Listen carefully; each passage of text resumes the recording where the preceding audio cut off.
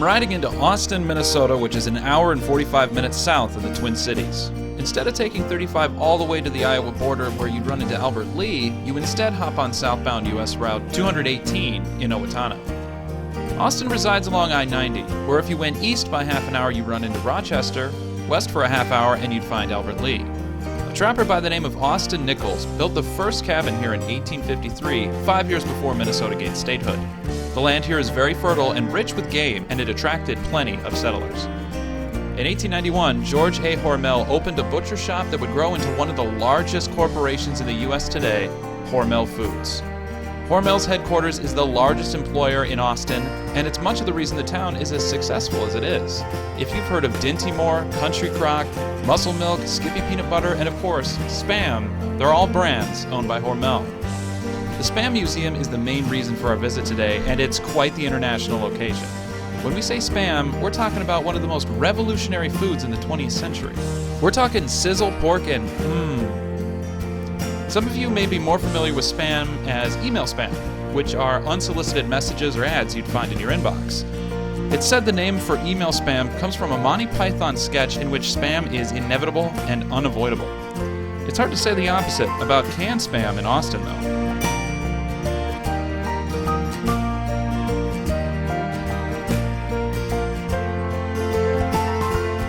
Right in the door, we find ourselves flanked with Hormel Museum employees carrying trays of, well, if you have a creative mind, you may have already thought of it, but spamples.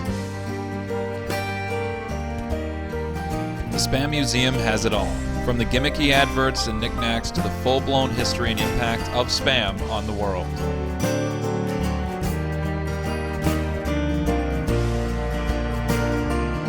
Hormel really brought something special into the world in 1937. Spam is an easily transported canned protein that requires no refrigeration, that was high in sodium, that can be eaten cooked or raw.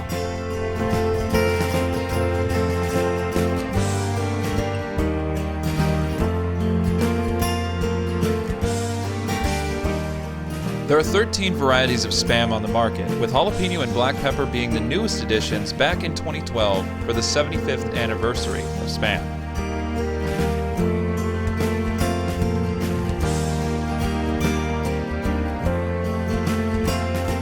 Spam was ideal for mid-20th century families without refrigeration methods and for supplying armies with vital nutrients on the front lines of distant battlefields. Spam would be introduced to the nations that the U.S. would bring their armies, and in turn, Hormel's markets would expand due to the popularity of this novel and convenient product in foreign markets. The international section shows how the introduction of Spam has impacted the diet of people around the world.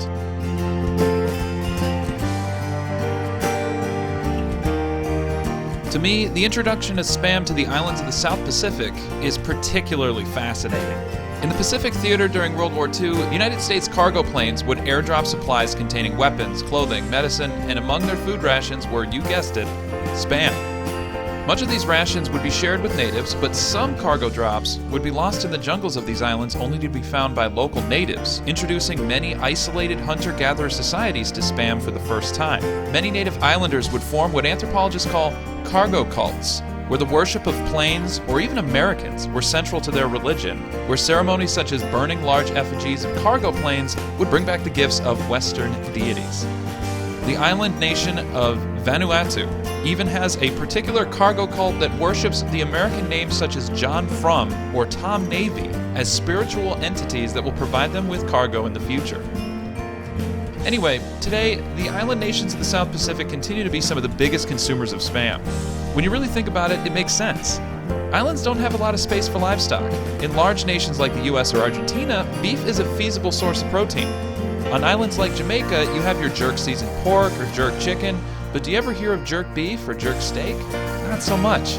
Spam is perfect for island nations who may be short on refrigeration methods, space, and sources of protein. Consequentially, of all the US states, Hawaii is the #1 Spam consumer. After getting your fair share of souvenirs from the museum's gift shop, you can head across the street and grab yourself a pizza with Spam as a topping. What better place to try it out?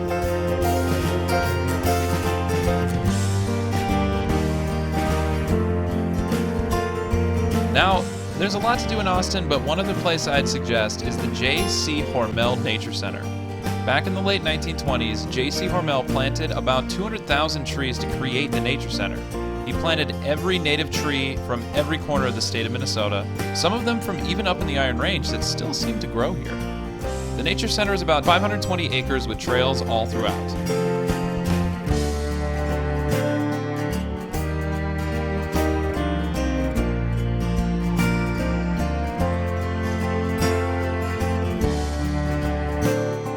There's an observatory with free open house hours, and the Nature Center is both a science and nature museum that talks about the local flora and fauna, alongside exhibits that educate on climate change, ecological sustainability practices, and the importance of the environment.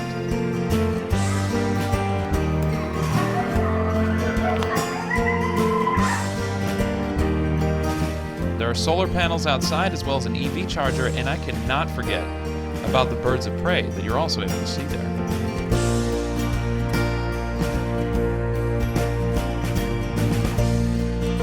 Spending time in Austin was a great day trip. If you ever find yourself at the weekend and you're looking for something to do, why not find a spot in Austin? It's only 100 miles south of the cities, and I know for a fact you wouldn't regret it.